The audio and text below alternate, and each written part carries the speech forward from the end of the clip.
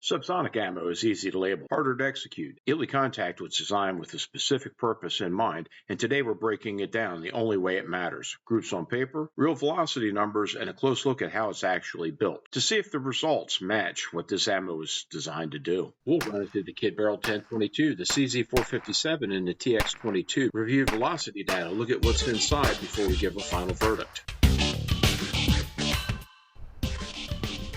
Hey everyone, we're out with Eley Contact, 42 grain lead round nose. Where does this fit in Eley's stable?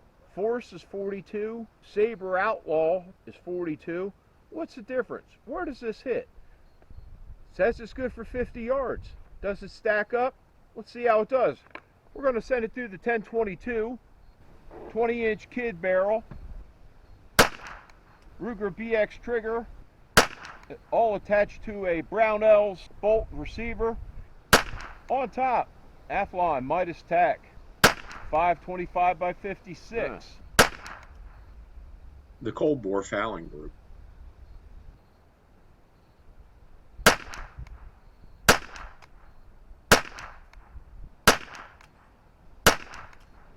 .6 inches, 1.14 MOA.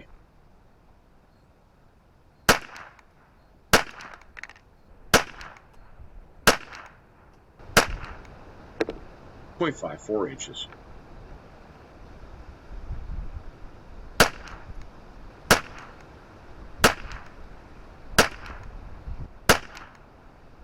.65 inches.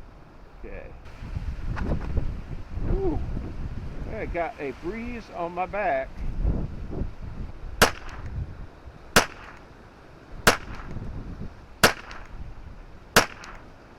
Of all-time staff camera issues, 0.38 inches, 0.72 MOA.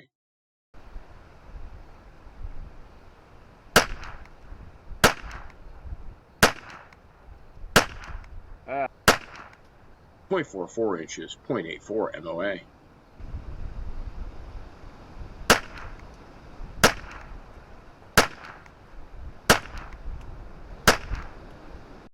.56 inches. I'm sure you can hear that blowing in the back. It is getting gusty.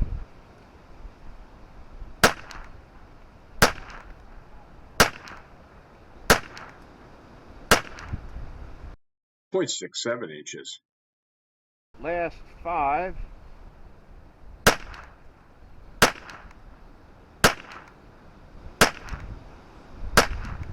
My apologies for the technical difficulty. 0.52 inches, 1 MOA. Had it not been for the winds, the groups would have been better than the 0.54, essentially 1 MOA.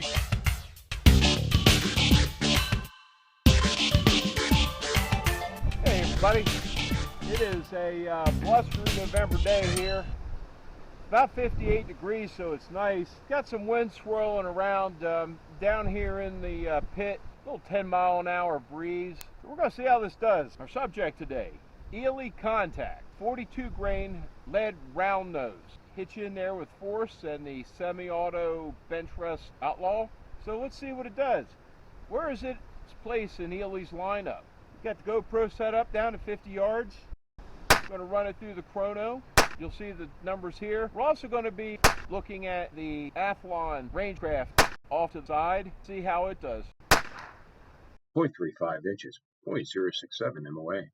Interestingly, this Eley Contact is all over the place when it comes to weight.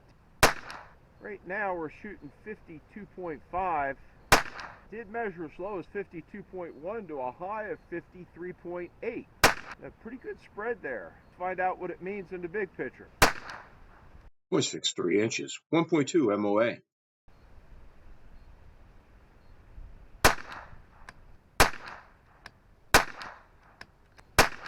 Ooh. 0.65 inches.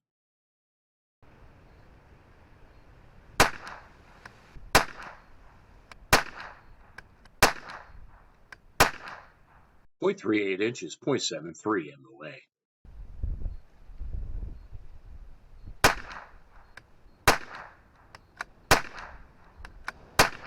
Oh, I'll take the blame for the flyer on this one, 0.39 inches.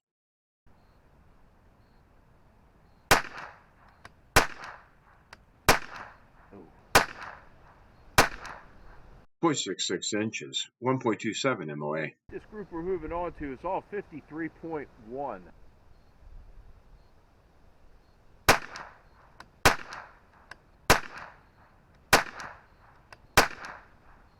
0.53 inches, 1 MOA.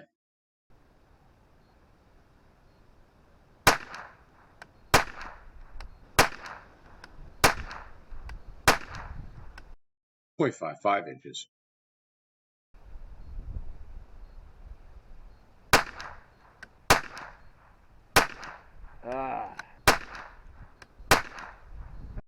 Finishing up at 3/4 of an inch.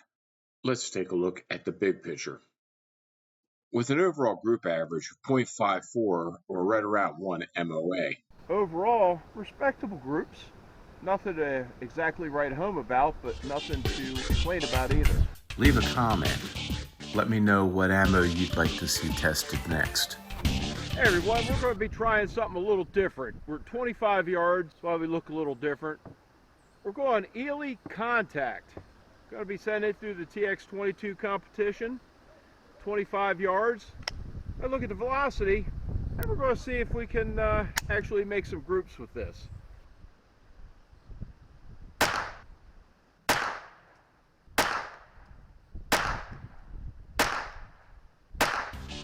Hey, that's 6 shots. As you may have noticed in the shooting portion of the video, we had a side-by-side comparison using the Competition Electronics Pro Chrono DLX that we've used for previous videos, comparing it to the Athlon Rangecraft. The numbers we're looking at here will be through the Athlon Rangecraft. It was more consistent throughout the whole process. The velocities through both rifles were nearly identical, with both having 1096 of the high velocity within 2% of the overall average, both with an SD of 12, while the CZ had an ES of 55 and a 1022-62. Through the TX22, we had an average of 889, 18% below what we'd expect, a low of 853, a high of 912, leaving a standard deviation of 21 and an extreme spread of 59. Do me a favor, take a moment and hit that like and subscribe. We sampled 3 rounds of Eley Contact, and what we found was startling to say the least. All 3 rounds measured 41 thousandths of an inch rim thickness, but then it went wild from there with a 2-grain weight variation in the round. A low of 52.13 to a high of 54.12, equating to a 1.73 variation in the bullet from a low of 40.91 to a high of 42.64, with gray pebbles of varying size. The powder showed a full grain variation in 1 of the 3 rounds, while the case showed remarkable consistency with only 0.05 of a grain variation, equating to an even primary compound distribution.